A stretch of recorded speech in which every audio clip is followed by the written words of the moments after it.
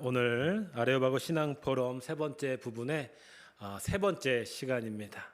지난주 학기에 이어서 오늘 스가랴 그리고 다음 주에 말라기를 통해서 올해 상반기 아레오바고 신앙포럼이 마쳐지게 되겠습니다. 오늘 교육을 시작하기 전에 우리 성경을 하나 좀 찾아봤으면 좋겠습니다. 있으신 분들은 찾아봐 주시고요. 제가 봉독해 드릴 텐데요. 구약 성경 에스라서의 말씀입니다. 에스라서 4장 24절부터 5장 1절 두 절의 말씀을 제가 봉독해 드리겠습니다. 오늘 스가랴를 나가기 전에 에스라 4장 24절 5장 1절 구약 성경 716쪽인데요. 제가 봉독해 드리겠습니다. 있으신 분들은 한 목소리를 함께 봉독해 주시면 감사하겠습니다. 에스라 4장 24절 5장 1절 716쪽 제가 가진 구약 성경에 있습니다. 오늘은 좀 여기 있는 말씀을 좀 함께 봉독하면서 교육을 진행하도록 하겠습니다. 먼저 에스라서 4장 24절 5장 1절의 말씀을 제가 봉독해 드리겠습니다. 이에 예루살렘에서 하나님의 성전 공사가 바사왕 다리오 제2년까지 중단되니라. 선지자들 곧 선지자 학개와 이또의 손자 스가랴가 이스라엘의 하나님의 이름으로 유다와 예루살렘에 거주하는 유다 사람들에게 예언하였더니 돼 있죠. 이게 이제 이 에스라와 느헤미야의 역사의 진술은 에스라와 느헤미야 포로기 이후의 역사가 기록이 돼 있고 여기처럼 이 역사의 중간중간에 등장하는 게 이 예언자다. 특히 바벨론 포로 이후에는 이제 예언자가 사실 많이 없어졌습니다. 이제 남아있는 예언자가 별로 없어요. 바로 학개와 스가랴다. 그러니까 이거는 1차 바벨론 포로기 1차 귀환 수룹바벨에 의해서 1차 귀환 때 선지자다 볼 수 있죠. 결국 그 주제는 뭐다? 성전을 재건하는 거다. 그래서 오늘 지난주에 학개에 이어서 오늘 스가랴가 그런 좀 배경을 갖고 함께 교육으로 나가보도록 하겠습니다. 우리가 이 스가랴를 읽으면서 좀 성경에서 한 가지 좀 점검해야 될 게 있습니다. 성경은 하나님의 말씀이지만 이 또한 인간의 기록과 인간의 지혜가 들어가 있기 때문에 인간의 문학과 양식이 들어가 있겠죠. 그러니까 어느 분들은 이 성경이 거룩한 하나님의 말씀으로 모든 걸 딱 끝내버려서 성경은 하나님께서만 해석하시고 우리에게는 그냥 감성적인 믿음의 고백으로만 하는 게 성경이야. 그러니까 성경을 또 하나의 신격화시키는 분들이 계세요. 그 분들의 믿음도 물론 제가 뭐라고 그럴 수는 없지만 하나님이 원하시는 믿음은 그런 것 같진 않아요. 하나님이 성경을 주신 이유는 그 역사 속에서 주시는 하나님의 거룩한 뜻이 있고 그건 완전한 게 아닙니다. 왜? 그 인간의 역사이기 때문에 또 인간이 글로 쓰기 때문에 그 당시의 지혜와 역사와 문학적인 양식을 통해서 많은 사람들에게 읽히도록 썼을 거예요. 그걸 우리가 부정할 수는 없습니다. 거기에 우리는 하나님의 감동으로 된 이 성경 말씀을 지금 하나님이 우리에게 무슨 말씀을 하시는가? 이건 신앙 고백이 돼야죠. 그런데 이거를 무시하고 그냥 성경은 딱 이렇게 형식도 필요 없고 역사적인 것도 필요 없고 여러분 이건 좀 위험할 수 있죠. 특히 역사서를 공부하다 보면 이 인간의 역사에 하나님이 왜 개입을 하시는가를 분명하게 알 수 있거든요. 그 원리는 너무나 간단해요. 하나님을 배역했기 때문에 그러니까 하나님을 우리가 배반한 거예요. 그러니까 죄가 생긴 거죠. 그러니까 징계를 받는 거예요. 그러니까 거룩한 징계예요. 왜? 이건 하나님이 우리를 벌 주고 죽이려고 하시는 징계가 아니라 살리려고 하는 징계를. 이 역사는 그걸 봐야 되는 거예요. 우리가 하나님이 이렇게 우리에게 막 무서운 뭘 보여주고 고통을 주고 여기에서 끝나는 게 아니에요. 하나님은 그 속에 지금 우리의 삶의 이 역사 속에 지금 이 교회의 그리스도인들에게 그거는 하나님께서 보여주신 하나님의 뜻과 계획이고 우리는 어떻게 살아야 할지를 봐야 되는 거예요. 그때 이 문학의 양식 가운데 우리가 중요하게 생각하는 게 뭐냐면 예언과 묵시라고 하는 게 있어요. 왜 제가 말씀을 드리냐? 이 많은 분들이 종교 생활을 하면 이 묵시적인 거에 굉장히 심취하신 분들이 많아요. 막 환상을 보고 막 최근에도 막 지옥 간증을 보고 막 나오더라고요. 개인적인 체험일 수 있지만 성경적인 묵시기는 그런 게 아니에요. 여러분, 이 묵시라는 말 뜻은 뭡니까? 잠잠하게, 잘 보이지 않게. 시는 보일 시자거든요. 그러니까 이거는 뭐 은연중에 하나님께서 나타내 보이시는 계시예요. 그러니까 우리가 말하는 막 무슨 지옥불, 환상, 이게 묵시가 아니라 하나님께서 우리에게 잔잔하게 하나님의 말씀을 보여주는 방식이 묵시라고 하는 거예요. 저는 이거를 숨어 계신 하나님의 말씀이다 이렇게 표현을 해요. 그러니까 여기서 우리는 하나님의 말씀을 봐야지 자꾸 우리는 현상만을 봐요. 묵시, 막 요한계시록, 다니엘, 이제 스가랴, 이런 것들은 막 자기가 막 해석을 해요. 이런 비유는 지금 이 땅에 어떤 종말을 말하고, 뭐 666은 이렇게 되고, 이때는 마지막 날에 사람들이 돌아와서 뭐 이제 다, 여러분 이게 묵시가 아니란 걸 말씀드리는 거예요. 묵시는 하나님이 우리의 일상생활에서 보여주는 숨어 계신 하나님의 호흡이에요. 우리가 그걸 읽어야 돼. 그러니까 두려워서 경고하고 묵시로 이용하는 것은 그건 성경적이지 않습니다. 그러니까 이런 데 넘어가지 마시라. 왜냐하면 스가랴가 이제 묵시의 아주 중요한 역할을 하고 있어요. 그래서 이 묵시의 특징은 뭐야? 이거는 지식이 없어도 다 해석할 수 있잖아요. 그러니까 사람들이 감정적으로 막 두려움을 주고 이거 다 할 수 있잖아요. 경계해야 될 겁니다. 그래서 이 묵시라는 것을 이제 우리가 오늘 할 텐데, 이거에 대해서 이 묵시의 상징은 이런 거고 경고를 하고 두려움을 주는 것이 아니다. 이런 거에 빠지시면 안 된다. 예언서를 읽을 때, 또 요한계시록을 읽을 때도 그런데 현혹되시면 안 된다. 여기서 하나님의 숨어 계신 뜻을 본다. 이 마음으로 꼭 읽으셔야 됩니다. 자, 그러면 이 스가랴에 대해서 이제 좀 말씀을 할 텐데요. 사실 스가랴 이름은 여호와께서 기억하신다는 건데, 이 스가랴 여러분들 좀 많이 들어본 이름이에요. 사가랴. 스가랴는 이 신약 시대의 요한처럼 아주 흔하게 쓰였던 이름이에요. 너무나 많아요. 성경에 한 300, 사람 한 30명 이상이 등장해요. 스가랴라는 사람이. 그러니까 스가랴라는 사람이 예언서에 독특하게 들어있지만 아주 보통적인, 유다의 아주 보통적인 사람이라고 보시면 돼요. 그러니까 위대하니까 이름도 특이하고 하나님 그런 게 아니라, 하나님은 만군의 하나님이시고 일상의 삶을 쓰시는 분이고, 또 같은 이름 속에서도 하나님의 뜻을 발견할 수 있다는 거죠. 아까 말씀드린 것처럼 학개하고 동시대 예언자입니다. 이 포로기 이후에 이제 예언자들이 이제 활동이 이제 조금씩 줄어들고, 사실 이 예언서가 이제 조금씩 줄어들고 나오는 게 묵시거든요. 이 묵시에 대해서 우리가 아까 말씀드린 것처럼 이제 왕정이 끝나버렸잖아요.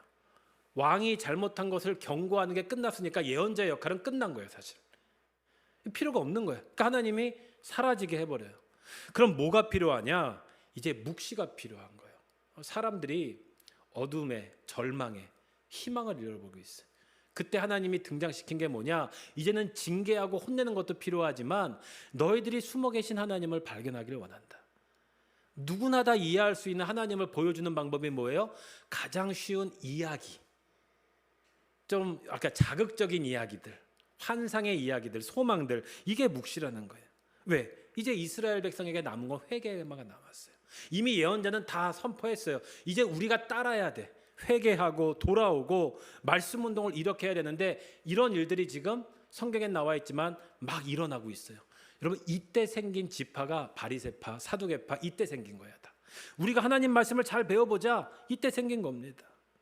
그래서 예언 운동의 새로운 형태가 묵시라고 나타난 거예요. 묵시. 그러니까 지금 생각하는 우리가 막 예언 뭐 점쟁이 치는 거, 이게 묵시가 아니라는 거예요. 환상도 나오고 꿈도 나오고 비전이 나오는데 이건 다 하나님의 문학적인 양식이다.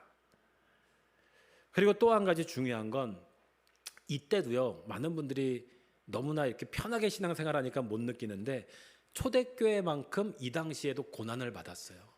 뭐 느부갓네살, 다리오 왕이 성전 지으라고 그랬으니까 종교의 자유를 줬다는 뜻이 절대로 아닙니다. 이 다리오 왕의 조서, 이 요세푸스라는 역사가를 보면요, 이 당시에도요, 하나님 믿는 사람들은 엄청나게 박해를 받았어요. 쉽게 하나님 믿는 시대가 아닙니다. 그때는 왕이 신이에요. 더 어려워요.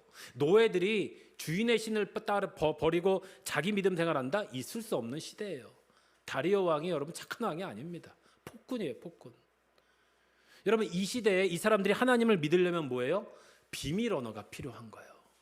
자기들만의 언어. 들키면 죽는 겁니다, 이들도. 이때 등장한 게 묵시예요. 요한계시록도 마찬가지고요.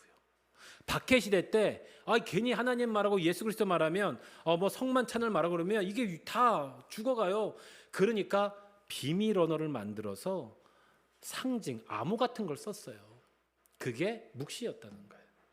그러니까 지금 우리가 생각하는 뭐 하나님이 막 이게 아니라 실질적으로 하나님을 더 잘 믿고 예수 그리스도의 믿음을 지키기 위해 우리가 할 수 있는 문학과 상황적인 것이 묵시였다.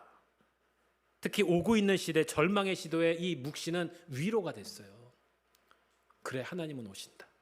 근데 지금의 묵시는 반대로 얘기하죠. 절대로 그렇지 않습니다. 그래서 묵시는 이 두려움 속에 숨어 계신 하나님을 발견하는 거다.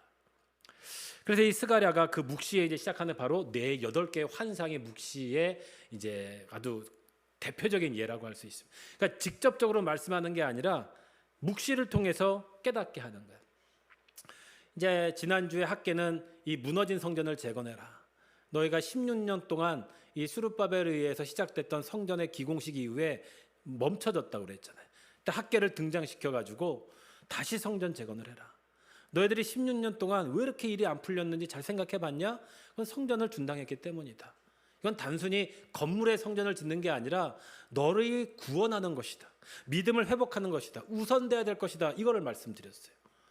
근데 그 다음에 2개월 뒤에 이제 스가랴에서도 예언이 내려오는 거예요. 그러니까 같은 동시대의 사람입니다. 그래서 이 하나님께서 이 왜 이렇게 연속으로 줬을까? 바로 그만큼 중요하다는 거예요. 성전을 재건하는 거, 믿음을 회복하는 게 중요하다. 그래서 주제도 똑같아요. 근데 다른 게 있다면 학계는 이 정치적인 걸 많이 직설적으로 얘기합니다. 성전을 지을 땐 이렇게 해라. 근데 스가랴는 영적인 의미를 얘기하고 있는 거예요. 이 성전을 재건하는 게 영적인 의미가 뭐냐, 이거를 묵시를 통해서 우리에게 전해주고 있는 것이죠. 그래서 첫 번째 스가랴의 큰 구조는 8개의 환상이 나옵니다. 8개의 환상. 그리고 그 환상이 끝나고 나서 4개의 메시지를 전해요. 특히 여호수아와 수르바벨에게 주는 메시지로 기록이 되어 있고요. 마지막에 너무나 유명한 2개의 후렴구, 그날이 오면, 여호와의 날, 말세에 대해서 묵시로 전해주고 있는 게 스가랴의 말씀이다. 이렇게 보실 수 있습니다. 좀 서론이 길었지만 내용은 좀 이렇게 어렵긴 해요. 하지만 제가 좀 필수적인 것만 좀 설명을 드릴게요. 오늘은 말씀을 좀 보이시면 한 목소리 읽어주시면 감사하겠습니다. 우리 1장 1절 한번 읽어볼까요? 자, 시작. 다리오 왕 제2년 8째 날 여호와의 말씀이 이도의 손자 베레가의 아들 선지자 스가랴에게 임하니라 이르시되. 그렇죠. 1장 2절도 읽어보겠습니다. 시작. 여호와가 너희의 조상들에게 심히 진노하였느니라. 뭔가 하나님이 이 진노, 이 분노의 심판에 대해서 얘기를 하신대요. 1장 3절 읽어보겠습니다. 시작. 그러므로 너는 그들에게 말하기를 만군의 여호와께서 이처럼 이르시되 너희는 내게로 돌아오라. 만군의 여호와의 말이니라. 그리하면 내가 너희에게로 돌아가리라. 만군의 여호와의 말이니라. 이 이스라엘에 망했어요. 아까 말한 죄로 인해서 망한 거예요. 이건. 잘못해서 혼난 겁니다. 의를 위해서 핍박받은 게 아니라 이 죄를 졌기 때문에 징계를 받은 거예요. 그러면 회복하려면 뭐예요? 내가 무슨 죄를 졌는지를 바로 진단해야죠. 이게 진단이 필요해야 회복이 되는 거예요. 그게 뭐예요? 너희 조상이 지은 죄들이 있다는 거예요. 결국은 다시 하나님께 돌아와야 돼. 이게 진단이에요. 이걸 우리 회심이라고 말씀을 드렸죠. 회심은 중심을 바꾸는 거, 삶의 방식을 바꾸는 거, 하나님의 말씀으로 돌아오는 것이라고 제가 말씀을 드렸어요. 내가 하나님께 돌아서니 하나님께서도 어떠신다고요? 돌아서신대. 서로 돌았었어요. 그럼 어떻게 될까요? 잘못하면 뽀뽀가 되는. 등을 돌리고 있다가 쑥 돌아선 거예요. 근데 하나님도 등을 돌리고 계셨다는 거예요. 하나님은 굉장히 인격적인 분이시거든요. 그러니까 물론 하나님은 다 알고 계시지만 하나님도 우리하고 소통하길 원하시는 거예요. 너희가 돌았으면 나도 돌아설게. 그러니까 우리의 회개도 참 중요해요.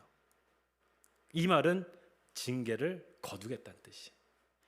내가 하나님이 네가 철저하게 돌아오면 난 확실하게 그거를 근데 먼저 네가 깨달아야 돼. 원인을 알아야 돼. 그럼 내가 확실하게 거두어 줄게. 그러니까 나는 돌아서지 않고 하나님 도와주세요. 이건 성경에 없어요. 100% 하나님은 진단이 정확해야 됩니다. 자, 그러면서 너희들의 조상을 본받지 말아라. 너희 죄를 다 보라는 거예요. 5절에 보면 영원히 살겠느냐. 결국 너희가 이 실패를 통해서도 배워야 될 게 있다. 그래서 하나님은 이런 말씀으로 시작을 한다. 이제 8개 환상을 간단하게 설명할 텐데 뭐 그림은 안 보이기 때문에 이렇게 이제 그림으로 많이 비유가 돼 있어요. 이걸 이제 간단하게만 하나씩 어려운 부분을 제가 좀 집어보면서 느꼈는데요. 묵시입니다, 묵시 이게. 사람들이 딱 그림으로 보면 아, 이거는 하나님의 위로구나, 하나님의 소망이구나, 아, 이건 하나님의 심판이구나 이렇게 느끼는 거죠. 8개 환상을 이제 쭉 이제 하나씩 간단하게 보겠습니다. 1장 8절 읽어볼까요? 자, 시작. 내가 밤에 보니 한 사람이 붉은 말을 타고 골짜기 속 화석류 나무 사이에 섰고 그 뒤에는 붉은 말과 자줏빛 말과 백마가 있기로. 10절 시작. 화석류 나무 사이에 선 자가 대답하여 이르되 이는 여호와께서 땅에 두루 다니라고 보내신 자들이니라. 화석류 나무 사이에 말이 있어서 학계의 스가랴가 물어봐 이게 뭡니까 그랬더니 야, 나무 사이에 선자가 대답하여 이르되 여호와의 땅에 두루 다니라고 보내신 자가 말이다. 이 상징이죠. 다 이 천사들이 보고하는 거예요. 그러니까 돕는 손길을 보내겠다라는 뜻이에요. 그 말은 너희가 지금 무너져 있잖아. 사실 이 나무 사이는 이 고난과 공고를 상징하거든요. 너희 힘으로는 할 수 없는 상태. 그때 누군가를 보내겠다는 뜻이에요. 그래서 너를 통해서 이 땅을 두루 다니면서 여호와의 사자를 보내서 내가 일을 할 테니 두려워하지 말아라. 그리고 이거는 성전 재건은 이제 내가 나서서 하겠다라는 뜻입니다. 이게 첫 번째 이 묵시의 환상의 제목이에요. 1장 18절 한번 읽어볼까요? 시작. 내가 눈을 들어본즉 내게 뿔이 보기로. 19절 시작. 이에 내게 말하는 천사에게 묻되 이들이 무엇이니까 하니 내게 대답하되 이들은 유다와 이스라엘과 예루살렘을 흩트린 뿔이니라. 두 번째 환상은 뭐냐면 네 개의 뿔이 이렇게 보였다는 거예요. 이게 뭡니까 그랬더니 이거는 너희들을 흩으신 뿔이다. 그러니까 느낌이죠. 아수르, 그 다음에 바벨론, 페르시아. 하나는 뭐 로마 제국이라고 이해하는 분도 있는데 헬라라고 얘기하는 분도 있는데 뭐 다양한 해석이 있지만 이스라엘 백성을 흩었던 세력. 그러니까 대적을 말하는 거예요. 그러니까 이거는 이스라엘 백성이 잘못해서 하나님이 대적을 썼지만 이것은 또한 하나님의 일을 방해하는 세력이기도 해요. 근데 이때 이 하나님이 여기에 이제 우리가 읽지 않았지만 한번 읽어볼까요? 여기 이제 기록 제가 읽어드리겠습니다. 이 대장장이를 보내줘요. 이 대장장이는 뭐냐면 바로 그 뿔들을 내쫓는 사람이에요. 그러니까 하나님의 사자를 말하는 거예요.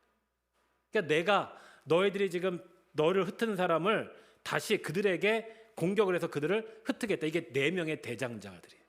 이것도 하나의 묵시죠. 그러니까 하나님이 회복하는 과정을 말해주는 거예요. 그러니까 선한 것만 쓰시는 게 아니죠. 잘못한 것도 쓰세요. 잘못된 세력을 쓰는데 그 잘못한 것은 하나님의 도구가 아니에요. 그들도 심판받아야 할 대상이라는 거예요. 똑같은 거예요. 이렇게 이해하시는 거죠. 자, 세 번째 이제 나오는데요. 2장 1절 한번 읽어볼까요? 시작. 내가 또 눈을 들어본즉 한 사람이 측량줄을 그의 손에 잡았기로. 2절 내가 어디로 사느냐 물은즉 그가 내가 대답하되 예루살렘을 측량하고 그 너비와 길이를 보조가 하노라 하고. 2장 6절 시작. 여호와의 말씀이니라 이는 내가 너희를 하늘 사방의 바람같이 흩어지게 하였느니라. 측량줄을 잡은 사람이 있대요. 성경에 들어보셨죠? 다림줄이라고 그러죠. 이건 건축 용어예요. 이 측량줄은 뭐냐면 심판과 구원을 딱 척도하는 도구예요. 근데 여기에서 측량줄을 잡은 한 사람이 나왔다. 이 씨거든요. 이 씨. 한 사람이 뭐냐? 이거는 뭐냐? 심판자라는 거예요. 이게 메시아죠. 구원자는 심판이 있어야 구원이 돼요. 그러니까 심판은 구원의 소망이에요. 이 측량줄 잡은 자가 메시아예요. 그러니까 지금은 예수 그리스도가 될 수 있겠죠. 구원의 기준이 되는 거예요. 지금은 이게 성전을 지금 측량하는 거거든요. 이제 다시 측량하는데 사람을 다시 다 흩었대요. 이게 뭐야? 디아스포라잖아요. 그러니까 재판받은 결과는 뭐냐? 다 흩어버린 거예요. 근데 측량을 통해서 어떻게 해요? 다시 불러 모아요. 그게 오늘 말씀드린 에클레시아 교회예요. 흩었던 백성을 모으는 게 교회입니다. 그러니까 디아스포라가 있으면 에클레시아가 있어요. 우리 교회라고 말하는 거죠. 그래서 이 측량절은 다시 성전을 재건하신다는 하나님의 묵시를 보여주고 있어요. 자, 3장 1절 읽어보겠습니다. 시작. 대제사장 여호수아는 여호와의 천사 앞에 섰고 사탄은 그의 오른쪽에 서서 그를 대적하는 것을 여호와께서 내게 보이시니라. 3장 2절 1절 읽어볼까요? 여호와께서 사탄에게 이르시되 사탄아 여호와께서 너를 책망하노라. 예루살렘을 택한 여호와께서 너를 책망하노라. 이는 불에서 꺼낸 그슬린 나무가 아니냐.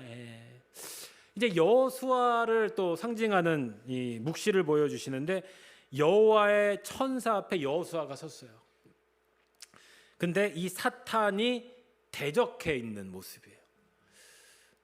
사탄이라고 하는 존재는 있어요. 대적하는 세력이죠. 하나님과 반대 있는 거. 그러니까 이 영적 세계라고 할 수 있는데 영적 세계는 언제나 하나님과 사탄이 동시에 등장해요.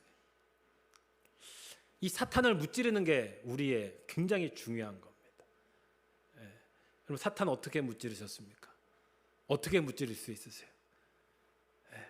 사울 준비해서 점심갑주를 입고 성경에 나오죠. 근데 본질은 뭐냐?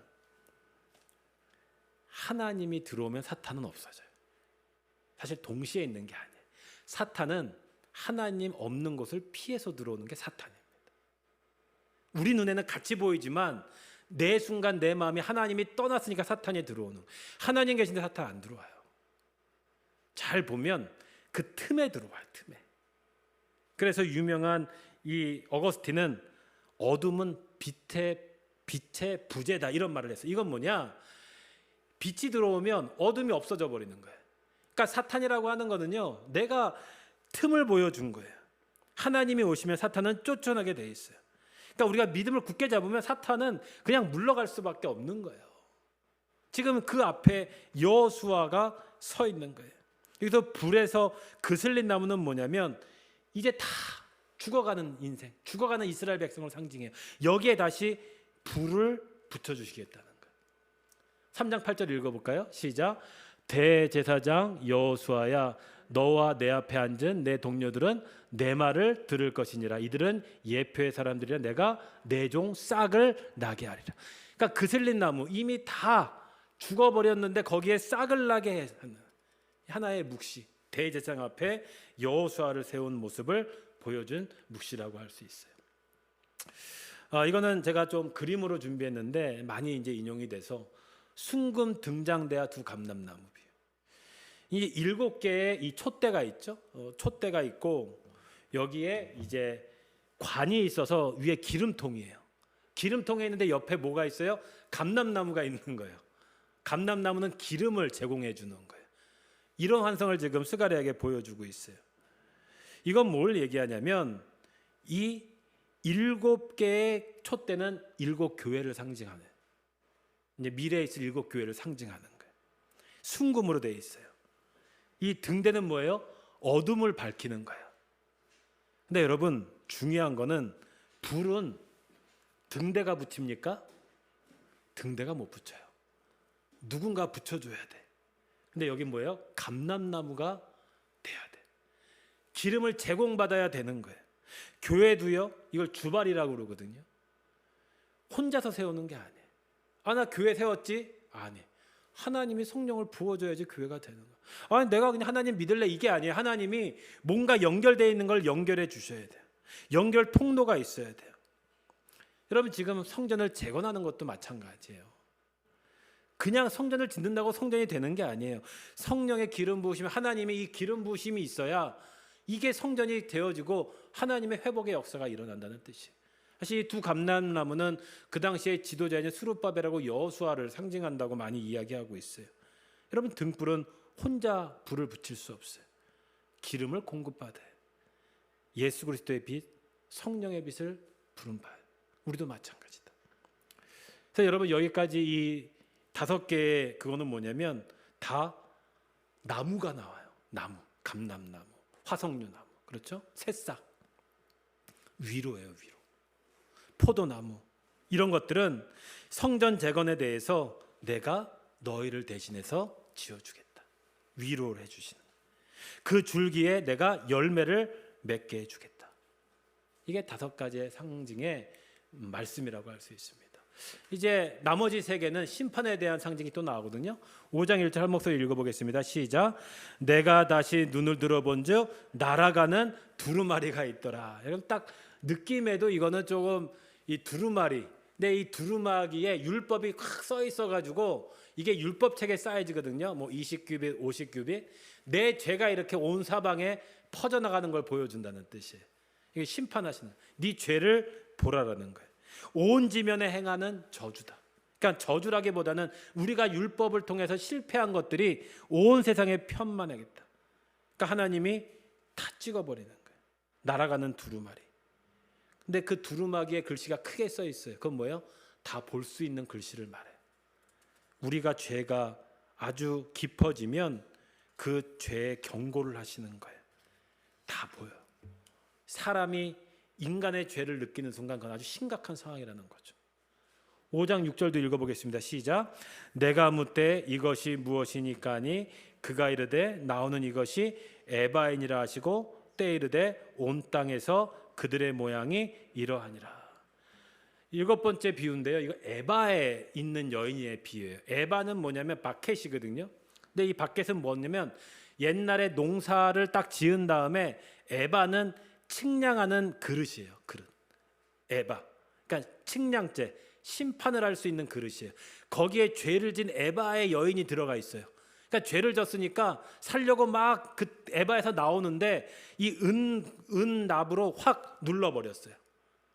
예. 못 나오는 거예요. 심판받은 거예요. 근데 날개 달린 두 여인이 나와서 그 에바를 시날 땅에다가 갖다 놔요. 시날 땅은 바벨탑을 지었던 땅, 저주의 땅, 심판의 땅이에요. 그 얘기는 뭐예요? 이제 저주를 물리치고 예루살렘에는 하나님의 성전을 올리겠다는 뜻이에요. 이게 두 에바의 비유, 상징이에요. 마지막 비유가 나오는데요. 6장 1절 읽어볼까요? 시작. 내가 또 눈을 들어본즉 네 병거가 두 산 사이에서 나오는데 그 산은 구리산이더라. 그래서 네 말, 하얀색, 검은색, 또 점박이 말, 또 붉은 말 이렇게 나오죠. 이건 뭐냐면 이제 이 심판이 전 세계로 뻗쳐나가는 거예요. 전 세계의 하나님의 심판의 말들 다 심판하는 거예요. 사실 이거는 이제 소망의 기대, 끝이 아니라 이제 하나님의 기대가 나오는 거예요.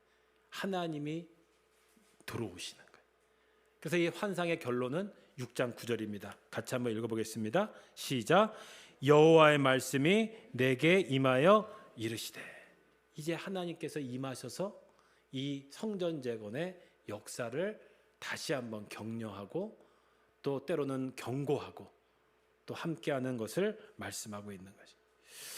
사실 이것이 이제 그 스가랴의 상징인데요. 이 스가랴의 묵시를 보면 결국은 이 하나님의 성전을 재건하는 것이고 그 성전은 건물을 짓는 게 끝나는 게 아니라 구원자 메시아가 오실 거라는 것을 우리에게 결론으로 말씀해주고 있습니다. 사실 하나님께서 하시는 일은 아주 정확하시죠. 이제 이어서 내변면의 서편이 나오는데 이거는 지금까지 그 이스라엘 백성들에게 주신 이 학계하고 연결돼서 이 금식에 대한 말씀을 또 하고 있거든요. 자, 7장 1절 같이 한번 읽어보겠습니다. 시작. 다리오 왕 제4년 9째 달 곧 기스롤 4일에 여호와의 말씀이 스가랴에게 임하니라. 이제 다리오 왕 2년에서 이제 받았는데 한 2년이 지난 거예요. 또 하나님이 7장 3절 읽어보겠습니다. 시작. 만군의 여호와의 전에 있는 제사장들과 선지자들에게 물어 이르되 내가 여러 해 동안 행한 대로 5월 중에 우리 근신하리이까. 7장 5절도 읽어보겠습니다. 시작. 온 땅의 백성과 제사장들에게 이르라 너희가 70년 동안 다섯째 달과 일곱째 달에 금식하고 애통하였거니와 그 금식이 나를 위하여 한 것이냐. 7장 6절 너희가 먹고 마실 때에 그것을 너희를 위하여 먹고 너희를 위하여 마시는 것이 아느냐. 이야기는 뭐냐면 성전을 이제 막 재건을 하니까 2년 뒤에 이제 성전을 또 재건을 했어요. 백성들이 물어보는 거예요. 여기서 금식은 뭐냐? 바벨론이 이제 그 예루살렘 성이 바벨론에 멸망했을 때 그 유대 백성들은 너무나 슬퍼서 그때 5월하고 7월에 금식하면서 기도했어요. 그런데 이제 성전을 재건하잖아요. 그러니까 물어보는 거예요. 아, 지금 성전 짓기도 바쁜데 이 금식을 꼭 해야 됩니까? 네. 이 금식을 뭐하러 합니까? 이제 성전 재건하면 이제 금식할 필요 없잖아요. 더 이상 애통할 필요 없잖아요. 물어보는 거예요. 그랬더니 그때 스가랴에게 임한 말씀. 야, 네가 그때 한 게 진짜 금식이냐? 하나님을 위해서 네가 금식했냐? 너를 위해서 했지. 그러니까 위선된 신앙생활을 말하는 거예요. 그러지 말아라. 그래서 신앙의 위선을 경계하는 말씀이 이 뿌리가 바로 이 네 편의 설교에 들어요. 그러니까 신앙을 건물을 지는 게 중요한 게 아니에요. 마음이 새롭게 바뀌지 않으면 그 회복은 끝나버리기 때문에 이 스가랴를 통해서 그걸 또 말씀해 주시는 거예요. 7장 9절에 한번 읽어보겠습니다. 시작. 만군의 여호와가 이같이 말하여 이르시를 너희는 진실한 재판을 행하며 서로 인애와 긍휼을 베풀었냐. 네가 금식한다고 그러면서 삶은 그렇게 살았냐? 내 말씀대로 살았냐? 그렇지 않았잖아. 7장 10절 읽어보겠습니다. 시작. 과부와 고아와 나그네와 궁핍한 자를 압제하지 말며 서로 해하려고 마음에 도모하지 말라 하였으나. 그러니까 너희가 금식하면서 하고 싶은 대로 다 했고 네가 욕심내고 싶은 거 다 했고 남의 거 다 쟁취했고 그게 무슨 신앙생활이야? 그러니까 속을 다 바꾸라는 금식의 정신을 잃어버려. 금식의 모양만 지키고 능력과 정신이 없는 건 소용이 없다. 그래서 이 하나님은 이사야 58장에 보면 내가 기뻐하는 금식은 하나님 앞에서 자기를 죽이는 거예요. 목숨을 내놓는 거예요. 사실 결국 이 목숨을 내놓는 것을 내가 자유롭게 되어서 자기를 부인해서 진실한 나눔까지 나아가야 되는 거예요. 그래서 하나님께서 이제 그들을 회복시키면서 말씀하시는 거예요. 8장 2절 시작. 만군의 여호와가 이같이 말하노라 내가 시온을 위하여 크게 질투하며 그를 위하여 크게 분노함으로 질투하노라. 8장 3절 시작. 여호와가 이같이 말하노라 내가 시온에 돌아와 예루살렘 가운데 거하리니 예루살렘은 진리의 성읍이라 일컫겠고 만군의 여호와에서는 성산이라 일컫게 되리라.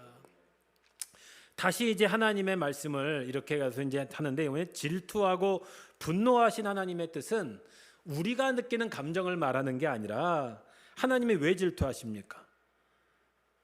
하나님은 질투하실 필요가 없어요. 마음대로 하실 수 있잖아요. 그건 뭐예요? 우리를 사랑하시기 때문에 질투하신다. 분노는 뭐예요? 우리를 막 열정적으로 살리고 싶어서 하는 거예요. 진짜 사랑하면 막 화를 내서라도 바르게 잡고 싶잖아요. 하나님의 은혜를 말하는 거예요. 질투하신 하나님은 내가 다른 신성 이게 아니라 나를 사랑하기 때문에 질투를 표현하시는 거예요. 내려오신 거죠. 그래서 이제는 그 구원의 모형을 말해요. 하나님의 성전이 이렇게 하나님의 성산에 지어지겠다. 이제 그 구원의 세 가지 모형이 이제 나오는데요. 이거는 간단하게만 말씀을 드리면 이제 이 뒤에서 8장에 뭐가 나오면 그 하나님의 이제 나라는 어떻게 되냐? 첫 번째는 이 노인과 아이들이 살기 아주 편한 나라가 될 것이다. 이 하나님 나라를 상징해요. 두 번째는 포로된 자를 돌아오는 나라가 하나님 나라다. 이 존재의 변화. 세 번째는 이 축복의 땅으로 회복. 이 땅이 다시 이 에덴 동산처럼 회복될 것이다. 이게 하나님의 말하는 하나님의 구원의 나라예요. 이걸 가지고 이제 9장부터 이제 마지막 묵시를 봐야 돼요. 자, 9장 9절 읽어보겠습니다. 시작. 시온에 따라 크게 기뻐할지어다 예루살렘에 따라 즐거이 부를지어다 보라 내 왕이 내게 임하시나니 그는 공의로우시며 구원을 베푸시며 겸손하여서 나귀를 타시나니 나귀의 작은 것 곧 나귀 새끼니라. 이 나라의 등장은 메시아와 함께 등장을 해요. 이게 많이 인용됐죠. 예수님이 나귀와 나귀 새끼를 타. 여기서 지금 논란이 많아요. 여러분, 예수님이 나귀에 타셨을까요? 나귀 새끼에 타셨을까요? 이게 좀 해석상에인데 나귀에 타셨고 새끼는 끌고 들어가셨다는 게 보통 그림의 정설이에요. 그러니까 작은 나귀, 이 말씀이 인용된 거예요. 그러니까 예수님이 왜 나귀를 타고 가세요? 겸손의 왕이라는 거예요. 이 하나님 나라의 통치자라는 거예요. 메시아는 이런 왕이라는 거예요. 통치와 폭력의 왕이 아닌, 이 당시의 왕이 아닌 겸손의 왕이에요. 자기 나귀를 또 끌고 가셨어요. 어린 새끼까지 끌고 가셨다. 우리를 끌고 가는 거예요. 우리가 어린 양으로 어린 나귀가 돼서 끌려 들어가는 거예요. 이 구원이라는 거예요. 그러니까 구원은 이 자력 구원도 있지만 사실 그거는 거의 하나님의 끌려가는 구려, 진짜 구려, 구원, 진짜 구원. 진짜 끌려가야 돼. 우리의 믿음. 또 그 하나의 환상이 나와요. 봄비의 양상인데 10장 1절 읽어볼까요? 시작. 봄비가 올 때에 여호와 곧 구름을 일게 하시는 여호와께 비를 구하라. 무리에게 소낙비를 내려서 밭의 채소를 사람에게 주리라. 그러니까 하나님의 나라의 환상이에요. 이것도. 이런 비가 내리는 건 뭐예요? 채소를 얻는 거예요. 근데 비가 누가 내리게 하냐? 하나님이 내려주시는 거예요. 그러니까 성경의 비는 다 하나님의 축복을 말해요. 100% 하나님의 섭리라고 하는 거예요. 하나님의 은혜로 사는 사람. 또 하나는 뭘 하시냐? 11장 1절 시작. 레바노나 내 문을 열고 불이 내 백향목을 사르게 하라. 이건 뭐냐면 백향목은 이방의 고급 목재거든요. 이 여기에 들은 건 뭐냐면 거짓 신앙에 대해서, 이방 신앙에 대해서도 하나님이 말하는 거예요. 그러니까 이 마지막 날에는 거짓 신앙도 하나님이 폐해 주실 거예요. 심판의 말씀. 그래서 하나님은 이 모든 것을 이 목자이신 예수 그리스도를 통해서 회복하시겠다. 그 예수님의 역할이 11장 4절입니다. 같이 한번 읽어보겠습니다. 시작. 여호와 나의 하나님이 이르시되 너는 잡혀 죽을 양떼를 먹이라. 이 비유가 이제 우리 구원의 오늘 결론이지만 핵심인데요. 우리는 다 양 같아서 예수님이 이제 양을 구해주러 오셨어요. 근데 여러분, 목자도 두 가지의 목자가 있어요. 진짜 목자가 있고 거짓 목자가 있는 거예요. 그 차이는 뭐냐? 도살장에 양이 끌려가요. 그러면 그 당시에는 도살장에 끌려가는 양은 이미 끝났잖아요. 먹이를 안 줘요. 줄 필요가 없으니까. 그냥 거짓 목자예요. 왜? 얘는 끝났는데 뭐. 얘 다 이용해 먹었어. 거짓 목자는 그 양떼를 돌보지 않아요. 죽어. 난 다른 양 구하면 돼. 또 거기서 쇼를 하면 돼요. 참 목자는 도살장에 끌려가는 양인데 먹이를 주는 목자예요. 그게 참된 예수 그리스도 메시아라는 거예요. 우리가 그런 양이라는. 우리는 다 도살장에 끌려 들어가는 양이었어요. 근데 거짓 목자를 따라가면 죽어요. 이단 사이비에 끌려가면 그냥 죽는 거예요. 근데 진짜 양은 진짜 내가 아무것도 없을 때, 죽어갈 때 이끄는 게 참 목자예요. 그게 참된 교회가 돼야 돼. 우리가 돼야 돼요. 그래서 하나님은 이 목자의 사명을 통해서 우리에게 하나님 나라에 대한 예표를 이렇게 말씀해 주셨습니다. 이제 마지막으로는 이 그날이 오면인데요. 이거는 말씀을 좀 보면서 아까 말한 이 여호와의 날에 대한 묵시이기 때문에 이제 많이 반복이 됩니다. 우리 말씀을 보면서 오늘 말씀을 좀 정리하게 할 것인데 12장 1절 한번 읽어보겠습니다. 시작. 이스라엘에 관한 여호와의 경고의 말씀이라.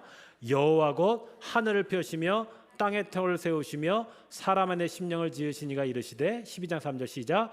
그날에는 내가 예루살렘을 모든 민족에게 무거운 돌이 되게 하리니 그것을 드는 모든 자는 크게 상할 것이라. 천하 만군이 그것을 치려고 모이리라. 13장 1절에도 시작. 그날에 죄와 더러움을 씻는 셈이 다윗의 족속과 예루살렘 주님을 위하여 열리리라. 14장 1절에 여호와의 날이 이르리라. 그날에 내 재물이 약탈되어 내 가운데에서도 나누이리라. 여기에서 주제는 그날이 오면, 하나님의 마지막 날이에요.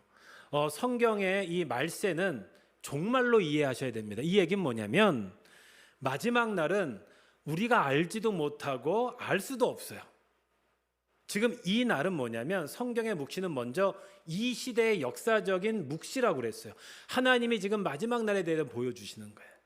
그러니까 미래적인 게 아니라 그 역사의 상황이 첫 번째. 그래서 그날이 오면 이런 일이 일어난다. 이거는 공포와 두려움을 조장하는 게 아니라 오늘 말씀의 결론처럼 메시아를 향해 있는 거예요. 다 그 비유예요. 그날이 오면. 두 번째 묵시의 주제는 뭐냐면 그날이 있다라는 거예요. 우리도 마지막이 있다는 삶을 살아야 된다는 거예요. 알 수 없지만 그날이 분명히 와요. 심판이 있고요. 성경에는 불심판도 있고요. 병거의 저주도 있고요. 이게 천년설도 있고요. 그런 것들에 대해서 두려워하라는 게 아니라 마지막이 있으니 그 심판은 우리에게 뭐예요? 구원의 소망이 있다는 뜻이라는 거예요. 그러니까 마지막에 내가 살면서 천국에 가는 소망도 그거고요. 내가 이 땅을 살면서 내가 그 하나님 나라를 보면서 이 땅 하루하루를 하나님 나라로 살아가게 하는 게 종말론 신앙이라고 하는 거예요. 그래서 이런 상징들을 보면서 그날이 있구나. 그날을 살면서 내가 더 하루를 하나님께 감사와 기쁨으로 살아야겠구나. 이게 종말론의 신앙이라는 거예요. 그러니까 막 사람들이 이 날이 왔어, 두려움이야, 이게 일어날 거니까 이렇게 해야 되는, 절대로 위험하다는 걸 아셔야 돼요. 예수님께서는, 하나님께서는 이 그날에 대해서 이제 이 예언서를 통해서 계속 말씀하시는 거예요. 이 그날에 대해서 마지막에 심판이라고 하는 것도 이제 좀 이해할 수 있을 거예요. 성경에 보면 생명의 책이라고 있잖아요. 그래서 생명책에 네가 기록이 돼 있고, 여기 무슨 이단 사회교주가 생명책에 이름을 집어넣어야 된다고 지하철에서 보면 여기에 제 예배를 드려야 생명책에 기록한다고, 그런 유명한 구원파도 있고 이단들이 있잖아요. 정말로 위험하고 무식한 거거든요. 우리나라가 생명책이라고 이 말을 좀 잘못 번역을 했어요. 이 생명책의 원래 영어가 뭐냐? 라이프 오브 북입니다. 생명을 말하는 게 삶의 책이라는 뜻이에요. 참 이게 얼마나 이게 안타까운지. 너희의 삶을 보고 하나님 나라의 심판을 결정하겠다는 뜻이에요. 라이프 오브 북. 여러분, 우리가 이 예언서를 읽는 것은 그거예요. 메시아를 기다리는 건 뭐예요? 삶을 보시는 하나님을 내가 만나고 끊임없이 점검하고 회개하고 살면 이미 우리는 하나님의 구원의 삶을 살고 있다는 것이. 그 마지막 날은 우리가 두려워할 필요가 없어요. 매일매일 막 전쟁이 나고 그러니까 자꾸 메시지로 두려움을 선포해서 삶을 끊어지게 하는 게 마지막이 아니라 라이프 오브 북. 이 소예언서는 내 삶을 하나님께 충실히 살았을 때 주시는 하나님의 구원이 있다는 것입니다. 오늘 이 스가랴의 예언의 말씀이 숨어 계신 하나님의 묵시가 되어서 오늘 이 아레오바고 공부하시는 모든 성도에게 이 온전한 하나님의 은혜와 감사의 기쁨의 그 성전 재건의 역사가 있기를 주님의 이름으로 축원합니다. 기도하겠습니다. 하나님께서 함께 하시는 그 재건의 믿음, 또 메시아의 소망, 또 심판과 구원의 그 소식을 통해 우리가 내 삶에 주신 하나님의 풍성한 은혜를 만나는 그 작은 예언의 숨소리를 들을 수 있도록 인도하여 주시옵소서. 예수 그리스도의 이름으로 기도합니다. 아멘. 우리 영광의 박수로 오늘 강의를 마치도록 하겠습니다. 감사합니다.